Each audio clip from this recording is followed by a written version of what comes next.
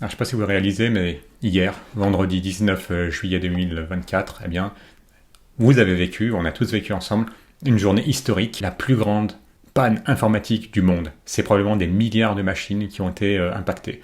Et le plus paradoxal dans cette histoire, c'est que ce bug planétaire a été causé par l'une des meilleures entreprises de cybersécurité de la planète. Pour avoir une petite idée de tout ce qui a été impacté, là où on est à Vegas, des gens qui n'arrivent pas à s'enregistrer, qui n'arrivent pas eh bien, simplement à prendre leur réservation. Ils avaient réservé en ligne et ils ne peuvent pas ensuite récupérer leur chambre parce que le système informatique est tombé. Même chose dans les aéroports. Hein, ben, les gens ils restent là à attendre parce que, pareillement, on ne peut pas leur faire leur billet d'enregistrement, leur boarding pass.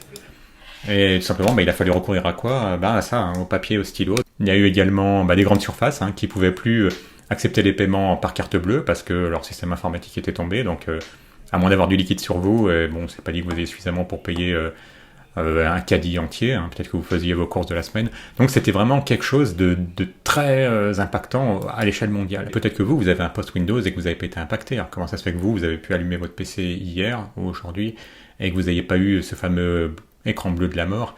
C'est tout simplement parce que les clients de cette entreprise, CrowdStrike, c'est des entreprises très riches, de très grosses entreprises, et qui délèguent une partie de leur sécurité à CrowdStrike. Ce qui est quand même plus étonnant encore, et comme le dit bien cet article que je vous mettrai en lien de l'usine digitale, il est en français en plus, c'est que cette entreprise qui est spécialisée dans la cybersécurité et qui vous propose des solutions de sécurité qui vont bien au-delà de votre simple petit antivirus.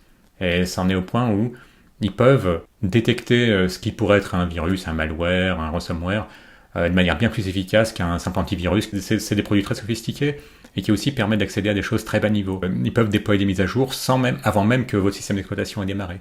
Puisque eux-mêmes, ils ont réussi à pousser quelque chose qui empêche votre machine de démarrer, qu'est-ce qui les empêcherait? Puisqu'ils ont très vite trouvé la source du problème, très vite déployé un patch, pourquoi est-ce qu'à ce moment-là, tout ne redémarre pas? C'est tout simplement justement parce que comme les machines se retrouvent dans l'impossibilité de démarrer, le patch qu'enverrait CrowdStrike ne peut pas être appliqué puisque la machine, si au moins, se retrouve dans une boucle où elle ne peut plus redémarrer. Alors dans certains cas, il a été relevé qu'il est possible, si vous insistez et que vous essayez de redémarrer votre machine à plusieurs reprises, il est possible que le patch soit mis à jour. Le patch qui sera envoyé, qui corrige le problème, puisse passer.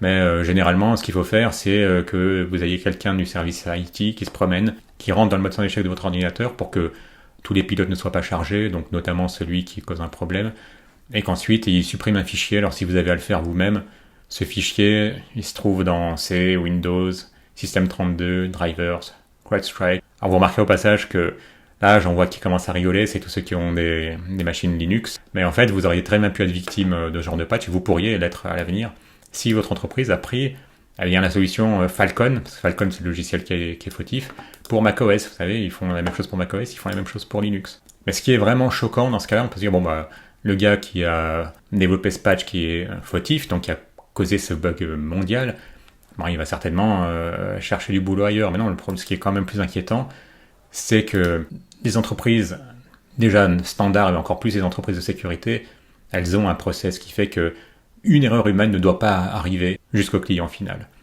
Vous savez, quand on développe, même moi qui suis un simple développeur web et mobile hybride, quand je développais dans des entreprises d'une certaine taille, j'avais mon poste de développeur. Je poussais tous les soirs, ou parfois même plusieurs fois dans la journée, le code que j'avais développé.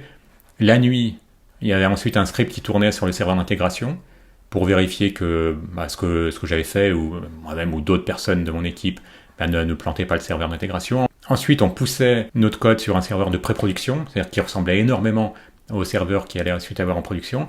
Et même, on avait des sites pilotes, c'est-à-dire que après qu'on ait franchi ces deux étapes, on testait sur des sites pilotes et ensuite, on poussait sur différents serveurs. Donc ok, c'était une autre époque, c'était il y a une vingtaine d'années. Mais je peux pas croire qu'il y ait plus de testeurs. C'est vraiment ça qui pose le plus question aujourd'hui dans ce bug. Comment est-ce que le bug d'une personne ait pu passer au travers de tous les systèmes de contrôle et de sécurité qu'il y a d'ordinaire?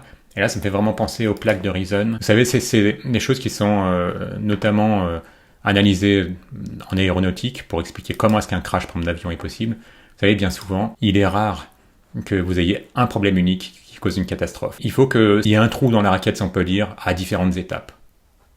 Et c'est typiquement le cas dans un crash d'avion. C'est rarement une cause unique. Bon, sauf vraiment quand, je sais pas moi, si c'est le pilote, si vous vous souvenez de cette histoire il y a quelques années qui crache volontairement un avion sur une montagne. Ou... Il y a généralement toute une série de contrôles qui ont été défaillants. Donc comment est-ce qu'il est possible qu'en 2024, alors qu'on a bien plus d'expérience en matière de sécurité, de tests, une chose pareille puisse se produire? Là, c'est vraiment quelque chose qui va être creusé dans les jours et les semaines à venir. Donc on ne peut pas simplement accuser le développeur. Il y aurait évidemment des logiques tribales. Bon, moi je suis développeur, donc je prends la défense du développeur en disant que c'est pas qu'un problème de développeur, c'est un problème de process global.